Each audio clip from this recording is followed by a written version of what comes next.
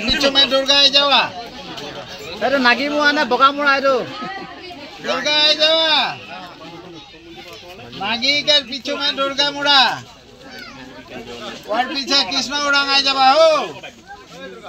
तो देख सदी बेखा कोई बोले पड़ेला दिसो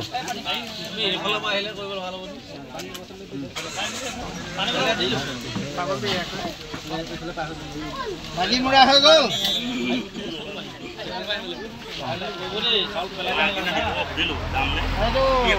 दुर्गा उड़ांग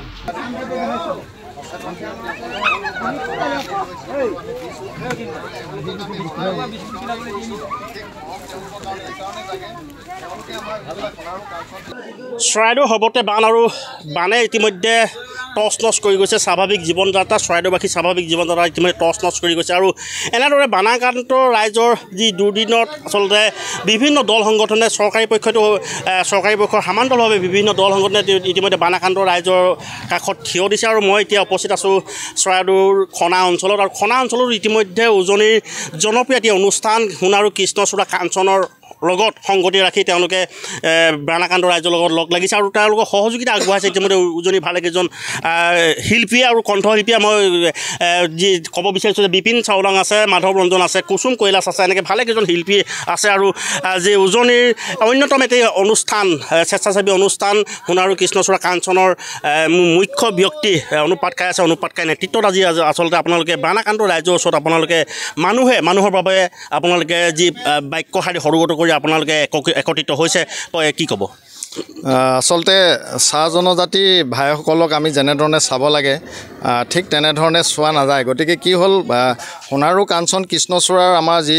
সংগঠন আছে এই সংগঠনটোৰ এই বিশেষকৈ খনা বাগানৰ প্ৰায় সংখ্যক যুৱক যুৱতী আমাৰ এই সংগঠনটোৰ লগত জড়িত আৰু এই অঞ্চলত যিবিলাক সোণাৰু কাঞ্চন কৃষ্ণচূড়া আমি পুলি ৰোপণ কৰিছোঁ তাৰ প্ৰতিপালনৰ প্ৰধান দায়িত্ব তেওঁলোকে পালন কৰে আৰু তেওঁলোকৰ অবিহনে আচলতে এই চৰাইদেউ অঞ্চলত সোণাৰু কাঞ্চন কৃষ্ণচূড়া গছবিলাকো ডাঙৰ হৈ নুঠে গতিকে বিপদৰ সময়ত যদি আমি সোণাৰু কাঞ্চন কৃষ্ণচূড়াৰ প্ৰতিগৰাকী আমি সদস্য যদি আগবাঢ়ি নাহোঁ এইটো আটাইতকৈ আচলতে দুখৰ কথা হ'ব আৰু সেই উদ্দেশ্যে আমি তেওঁলোকক যি পাৰোঁ আমি নিজে সকলে বিপিন দা আছে কুসুম আছে মাধৱ আছে সুৰেন্দ্ৰ লোহৰ আছে আমি সকলোৱে যি পাৰোঁ কিছু দান বৰঙণি দি তেওঁলোকক আমি সহায় সহযোগিতা আগবঢ়াইছোঁ আশা আছিল এয়া আছিল তেওঁৰ মন্তব্য আৰু মই বিপিন দা আছে বিপিন দাৰ পৰা অকণমান জানিব চেষ্টা কৰিম যিহেতু নেকি মানুহে মানুহৰ বাবে আপুনি মানুহৰ জনসাধাৰণৰ এই দুদিনত আপোনালোকে একতাৰে আজি একত্ৰিত হৈ এইটো অঞ্চলত ৰাইজৰ কাষত বানাক্ৰান্ত ৰাইজৰ কাষত আপোনালোকে সমবেত হৈছে কি ক'ব হয় বলিয়া বানে একেবাৰে কাল ৰূপ ধৰিলে আৰু প্ৰকৃতিকটো কোনো বাধা দি ৰাখিব নোৱাৰে আৰু মানুহৰ দুখ দুৰ্গতি সীমা নাইকিয়া হৈছে অসমৰ গোটেই অসমতে কিন্তু আমাৰ এই অঞ্চলতো খনা চাহ বাগিচাৰ ৰাইজ আচলতে বহুত দুখত পৰিছে সেইকাৰণে আমি তেওঁলোকৰ দুখৰ সমভাগী হ'বলৈ আহিলোঁ আমি যি পাৰোঁ আমাৰ সোণাৰু কৃষ্ণচূড়া কাঞ্চন এখন সমাজ আছে আমাৰ মৰাণৰ শিল্পী সমাজ আছে গতিকে আমাৰ মৰাণৰ যিখন শিল্পী সমাজ আৰু এই অঞ্চলৰ কিছু মানুহে লগ লাগি আমাৰ এই অঞ্চলৰ সমাজকৰ্মী তথা প্ৰকৃতিপ্ৰেমী অনুপাত কাইদেৱৰ তত্ত্বাৱধানত আমি সকলোৱে চিন্তা কৰিলোঁ যে আমি কিছু সহায় কৰিব পাৰোঁ নেকি আমি সদায় শুনি থাকোঁ সেই মহান মহান মনীষীসকলৰ গীত মানুহে মানুহৰ বাবে ভূপেন হাজৰিকাদেৱৰ গতিকে মানুহে মানুহৰ বাবে আমি অকণমান চিন্তা কৰিব পাৰোঁ নেকি তাকে আমি আলোচনা কৰি অনুপাত কাইদেৱৰ লগত আলোচনা কৰি মৰাণ শিল্পী সমাজে আৰু এই অঞ্চলৰ গণ্যমান্য ব্যক্তিসকলৰ লগত লগ লাগি আমি কিছু চাউল দালি মানে ৰেচন আৰু বিস্কুট চিস্কুট আদি কিছু আমি সহায় কৰিবলৈ চেষ্টা কৰিলোঁ হৈছিল এয়া আছিল তেওঁলোকৰ মন্তব্য আৰু মই পোনে পোনে ভিডিঅ' জানিছোঁ সামগ্ৰিক দৃশ্য দেখুৱাবলৈ অনুৰোধ জনাইছোঁ আজি আচলতে গান নহয় আজি গানৰ পৰিৱৰ্তে আচলতে কুসুম মই যদি দেখুৱাই ভিডিঅ' জানিছোঁ অনুৰোধ জনাইছোঁ আচলতে কিমান দূৰ আমাৰ কেমেৰাই ঢুকি পায় আচলতে কুসুমে কিন্তু এতিয়া ব্যস্ত হৈ আছে কুসুম ব্যস্ত এতিয়া ইতিমধ্যে তেওঁ চাউল বিতৰণ কৰাত ব্যস্ত আজি গান নহয় কিন্তু মানুহৰ সহায়ৰ বাবে যি কুসুম কৈলাশ চাউল বিলাই আছোঁ বানপানী আচলতে গোটেই চৰাইদেউ ডিষ্ট্ৰিক্টটোৱে বানাক্ৰান্ত হৈ আছে আৰু আমি আছোঁ খনা বাগানত আছোঁ আৰু প্ৰায় যিমান পাৰোঁ আমাৰ সাধ্য অনুযায়ী আমাৰ সোণাৰু কৃষ্ণচূড়া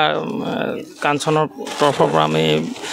ৰাইজক সহায় কৰিবলৈ ট্ৰাই কৰিছোঁ। হয় আছিল, এয়া আছিল কুসুম কৈলাশ আৰু ইতিমধ্যে তেওঁ কথা ব্যক্ত কৰিছে আৰু মই পোনে পোনে সামগ্ৰিক দৃশ্য দেখুৱাবলৈ ভিডিঅ' জানিছোঁ অনুৰোধ জনাইছোঁ। এনেদৰে আচলতে খনা অঞ্চলৰ চাহ বাগিচাৰ ৰাইজক বানাকান্দ ৰাইজক সাময়িকভাৱে সামান্য সকাহ দিবলৈ আচলতে তেওঁলোকে এনেদৰে উপস্থিত হৈছে আৰু তেওঁলোকে একতাৰে এনেদৰে ৰাইজক সহায়ৰ হাত আগবঢ়াইছে আৰু যিটো আচলতে আজিৰ তাৰিখত যোগাত্মক কথা। আৰু এটা কথা ক'বলৈ বিচাৰিছোঁ, চৰাইদেউ জিলাৰ প্ৰায় 45খন গাঁৱৰ ইতিমধ্যে বানাকান্ত হৈছে আৰু 45খন গাঁৱৰ প্ৰায় 40,000 লোক ইতিমধ্যে বানৰ কবলত পৰিছে আৰু এই সামান্য সকাহ ৰূপে আচলতে সোণাৰু কৃষ্ণচূড়া কাঞ্চন সমাজে তেওঁলোকে সামান্য সকাহ ৰূপে ইতিমধ্যে এই খনা বাগিচা অঞ্চলত তেওঁলোকে একত্ৰিত হৈছে আৰু একত্ৰিত হৈ তেওঁলোকে সামান্য পৰে য'ত কিঞ্চিত তেওঁলোকে বানাকান্দ ৰাইজক সাহায্যৰ হাত আগবঢ়াইছে।